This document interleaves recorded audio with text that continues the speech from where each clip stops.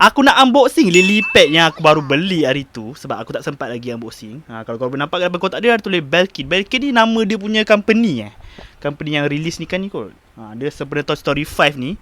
Casing lily pad ni sangat kecomelan. Jomlah kita unboxing. Payahlah pula nak buka. Tan tan tadang. Inilah dia lily pad. Comel gila weh. Saiz dia pun accurate sama macam dalam movie. Kat depan kotak ni ada je tulis lily pad ni dia ngam dengan saiz iPad 10 dengan iPad 11. Belakang macam nak buka. Belakang ni benda. Oh ni dia punya stand lah. Baru boleh display macam ni. Center tak? Center kan balik. Kamera lari dah pula. Lepas tu tangan dia pun boleh gerak-gerak. Nampak tak?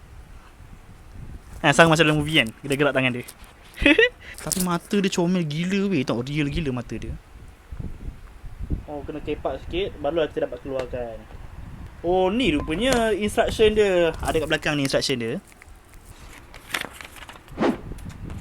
Bila kita dah cabut dia punya wallpaper kat depan tu, dia akan jadi kosong macam ni. Aku nak try masukkan iPad ni. Kita tengok ngam tak ngam. Susah benar. The made in China. Disney Pizza. Jomlah kita try masukkan. Kamera dia belah sini. Hasna. Jadi macam inilah rupa dia. Tan tan tarang. Cantik weh. So macam select sikit dekat bahagian ni lah. Belakang dia warna pink pula kamera dia. So nak pergi ambil spray lah. Kau tolong ambil spray tak? Spray hijau. Jomlah kita try on. Wow. Baru betul weh sama. Jadi macam inilah look dia. Memang kena letak wallpaper high ni lah. Barulah ngam kan. Kalau kita display macam inilah rupa dia. Tu sama macam dalam movie. Nice kan? Aku dapat dekat Toys Pavilion KL dengan harga RM299. Dengan casing ni je dapat harga 300. Papak mahal gila kan. Tapi aku ada member. Bukan aku bawa member pergi Toys R Us. Maksudnya aku ada member Toys R Us.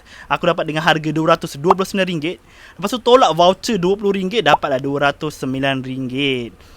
Okey lah daripada 300 kan. Macam jauh juga beza harga dia. Kepada peminat Toy Story, korang boleh pergi cari dia sebelum dia menjadi rare.